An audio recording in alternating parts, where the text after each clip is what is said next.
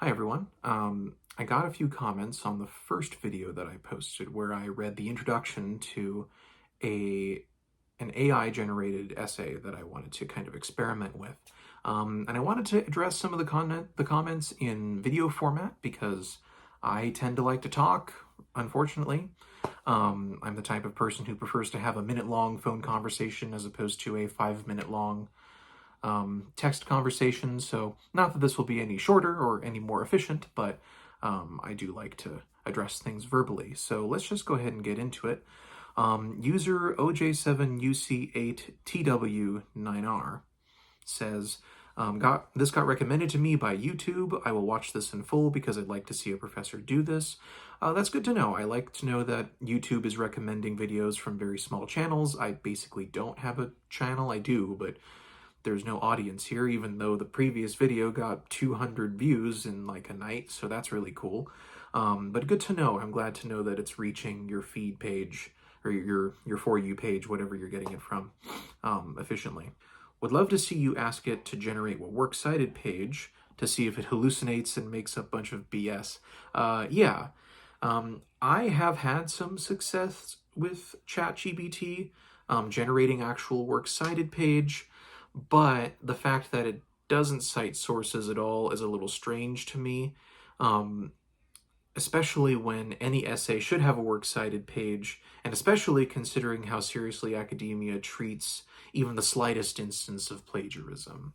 But I agree, let's put it to the test, right? Maybe in my next video, I will see if I can generate one, evaluate it, check the sources, all that kind of stuff.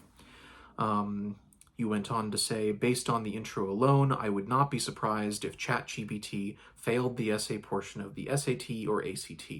I agree with you on that. To be fair, it's been a long time since I've interacted with the SAT or ACT since I teach college, but I would agree with you on that. It doesn't seem to be up to par, but I think we would also need to give it an appropriate prompt as well, so we'll have to see. Finally, you say, I'd also be interested to see what the prompt was and if you can say something like thesis-driven paper to manipulate it. So the prompt that I gave it was write a 1,000-word essay talking or discussing the role of AI in the humanities. That was it. So super short. And that's going to be something that I'm going to talk about in response to a couple of other comments in terms of learning a little bit more about prompt engineering, specificity of prompts, can AI do everything that we're asking it to, all that kind of stuff. And I'm going to get that into a moment, but I think you're heading in the right direction there, so that's good. Moving on to George, I'm just going to call you George. I'm not going to say the user number or anything.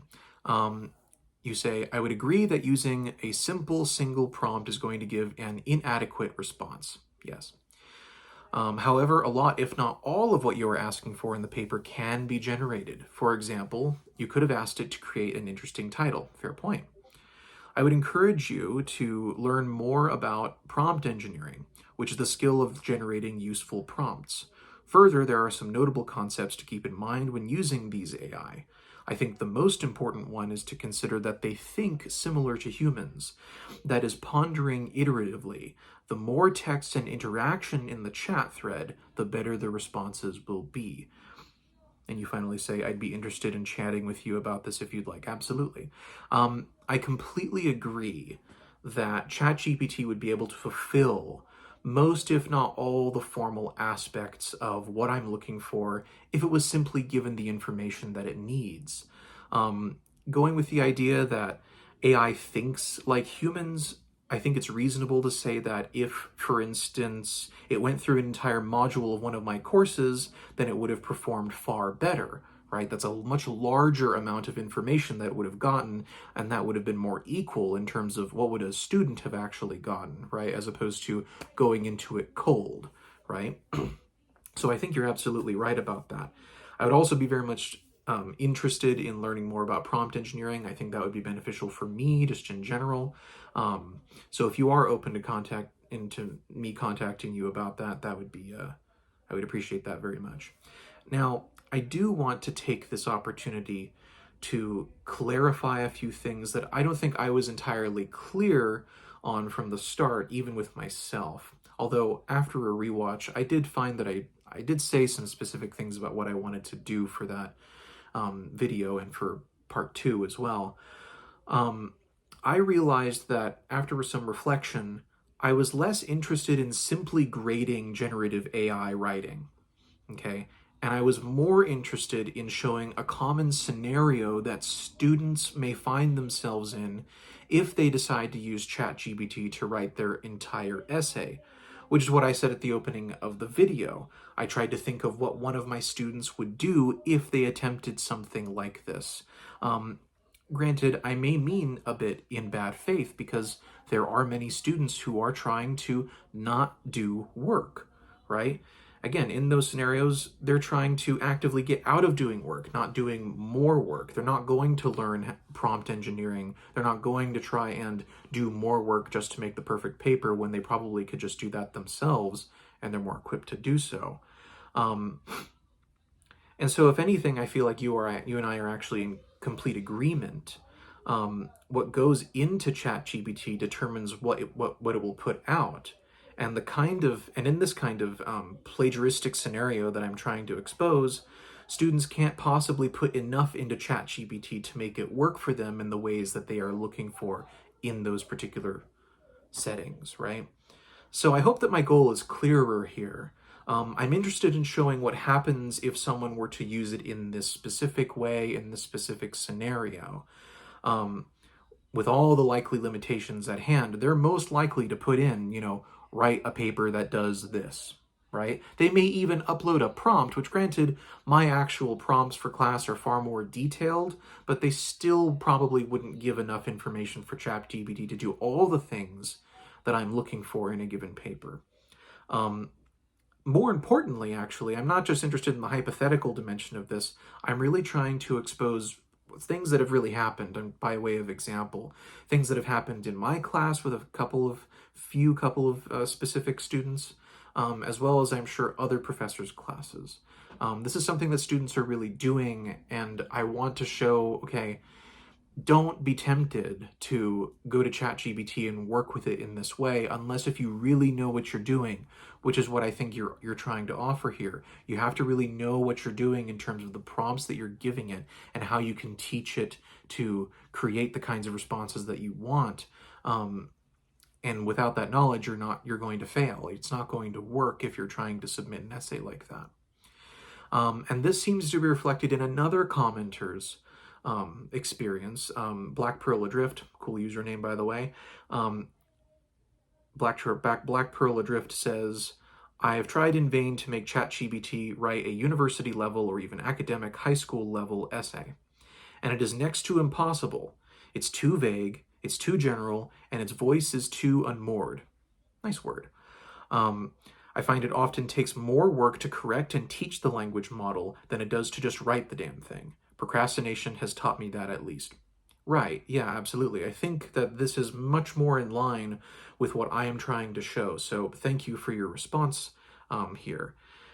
You can't get out of doing real work when it comes to writing essays in academic settings, or at all, I suppose. You either write the essay yourself, which would be better for you, and that's kind of the whole point of doing an assignment in school, is it's supposed to benefit you. It's not meant for me or anybody else necessarily. It's meant to do good for you. Writing is meant to actually change you and to make you better, right? Not necessarily meant to stress you out and bring you down. It's meant to improve you. So you either put in the work yourself and do yourself a favor, or you spend most of your time banging your head against a wall trying to get the language model to work for you, which doesn't always work out very successfully. As I said in my response to George, for instance, you have to be able to know what you're doing, and I completely agree with him on that. The fact of the matter is that most students are not going to necessarily put in that amount of work. And if they do put in that amount of work, as I see that you have said that you've done, it's probably not going to be adequate, and you're just going to come up with an essay that still won't meet the standards of what the professor's looking for. So I'm glad that you shared your experience with that, and kudos to you for actually just going through and actually trying to make it work, because I've had some of my worst scenarios here are of students just telling the AI to generate an essay in the way that I've done and then submitting that, right? The least amount of work, the least amount of care even, and they did not do well. I will say that much. So, just to kind of end things off a little bit, thanks for your comments, and if there are more comments on that video, I will try to address them otherwise, probably in text. I've liked all your guys' comments, so because I appreciate the fact that you've engaged with the video and that you're sharing your thoughts. That's a really important thing to do. Not just for me, but again, for yourselves. It's good for you to share your thoughts and to speak up and to express yourselves. And I also want to say that I've done my best to make my responses here as direct as possible and as on topic as possible. It's very easy for me to go into a variety of other directions when it comes to this issue, as well as many other issues, because this is just a fertile ground for discussion on a variety of different topics, especially from the perspective of the humanities, from the perspective of literature, of English, of composition, which I think are perspectives when it comes to AI that are considered, but I don't know if any real good analysis has been done just yet, in terms of anticipating what is the role of AI, and maybe going back to some examples in science fiction and literature, discussing the role of AI, imagined roles of AI, that kind of thing. And also, what does it mean to actually have a humanities-based education where generating an essay for yourself actually completely defeats the purpose, as it would generally in all education, whether you're in the humanities or in STEM. So thank you so much for watching. Thank you so much for commenting, and I will see you guys in the next video. Bye.